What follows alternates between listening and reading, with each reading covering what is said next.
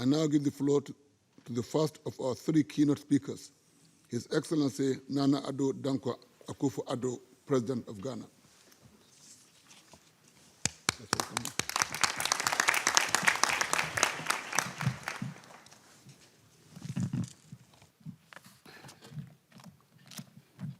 Mr. President, Secretary General, Excellencies, I thank the President of the 74th session of the General Assembly for convening this high-level dialogue on financing for development, which provides us with a good opportunity to review progress and to fast-track the implementation of the Addis Ababa Action Agenda, the global framework for financing sustainable development.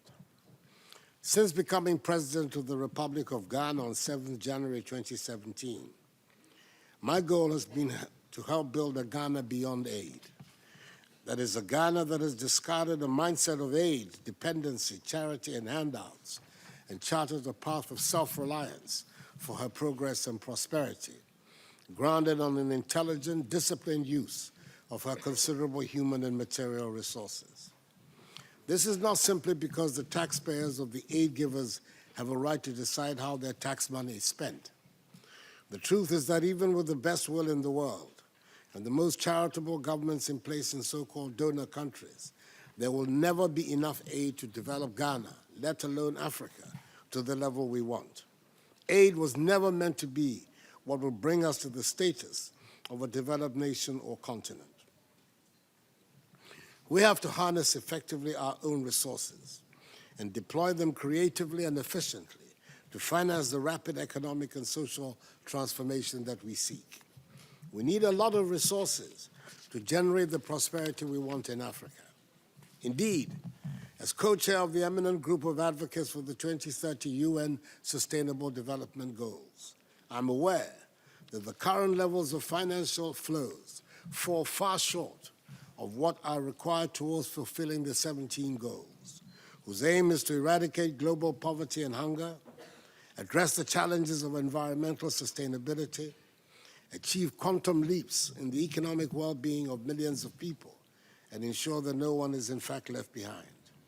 We are told that the global economy will require 89 trillion United States dollars in infrastructure investments across cities, energy and land use systems, and 4.1 trillion United States dollars in incremental investment for the low carbon transition in order to enable us deliver on the 1.5 degrees Celsius target under SDG goal number 13.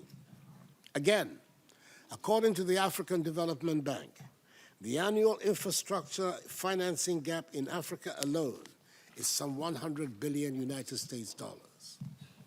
The multilateral system is under strain, and we must do all we can to generate the needed resources for sustainable development. I do believe that we in Africa must take the lead in generating for ourselves the additional funds needed to advance. We must lead, and external partners, private or public, would follow in line with priorities that we set. Africans live in poverty in the midst of plenty. We remain poor despite our rich endowment of natural resources. The continent, according to the United Nations Economic Commission for Africa, UNECA, ranks first or second in the world's reserves of bauxite, chromite, cobalt, industrial diamonds, lithium, manganese, phosphate rock, platinum group metals, soda ash, uranium, vermiculite, and zirconium. Indeed, it is estimated that 30% of the world's remaining minerals can be found on the African continent. Africa is also becoming an important player in the world production of oil and gas. Yet most of these resources are exported in their raw form. And even for that, Africa does not derive its fair share of the values of these resources. From poorly designed contracts to illicit financial flows, billions are siphoned out of Africa every year. The questions remain. One, how do we build enhanced institutions to safeguard against this?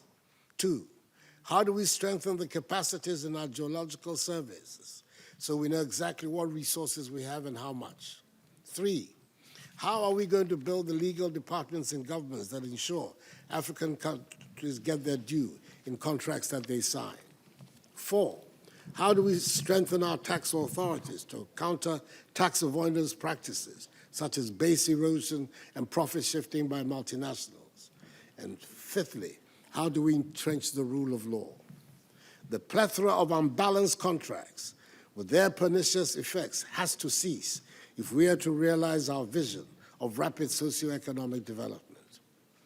Whilst we strive to do more to increase domestic revenue mobilization and leverage on technology to strengthen the performance of our revenue institutions, we must be also mindful of how the revenues are spent and accounted for.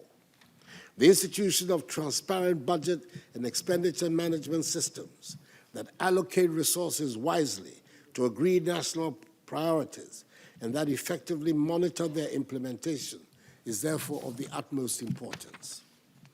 We have to maintain stable macroeconomic environments in the context of growing economies in order to attract private sector investment and move away from the raw material producing and exporting economies of the past.